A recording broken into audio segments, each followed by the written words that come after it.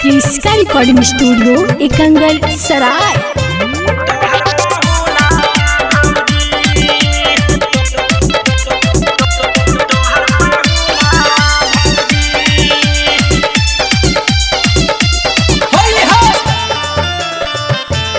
Presented by Kriska films. आज गाई तो जोगीरा तोर जो बनावाजी भर फागुना भौजी। आज गाई तो जोगीरा तोर जो बनावाजी भर फागुना भौजी। आज होलिए में छोड़ के चला गेला खुना जी तोहर पाहुना भौजी। आज होलिए में छोड़ के चला गेला थुना जी तोहर पाहुना भौजी।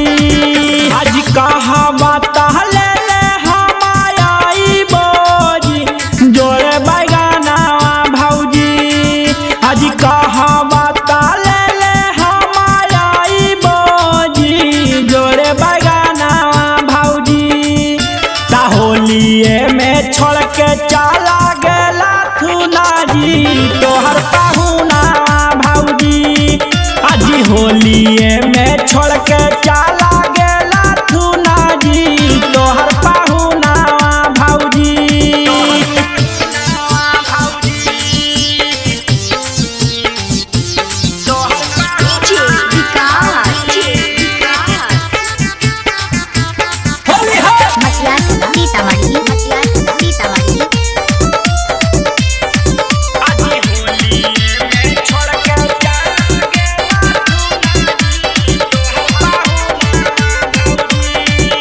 रिकॉर्डिंग स्टूडियो एकंगल सराय। आज हालाही में होइए के आइलो हलजी तोहर गवाना भौजी। आज हालाही में होइए के आइलो हलजी तोहर गवाना भौजी।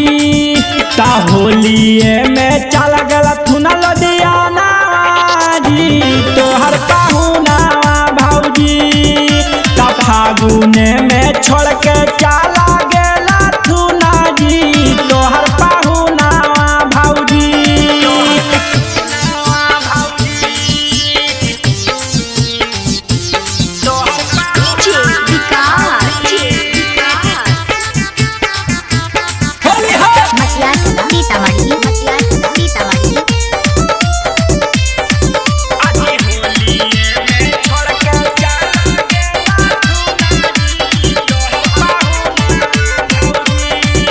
रिकॉर्डिंग स्टूडियो एकंगल सराय। आज भार फागुन कैसे तोहरा लागा तो जी अब हमाना भौजी।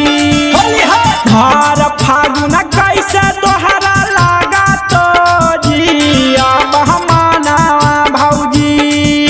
ता होलिए में चल गला थुना लदियाना जी तोहर पाहुना भौजी। ता फागुने में छोड़ के चला गेला थुना जी तोहर पाहुना भौजी।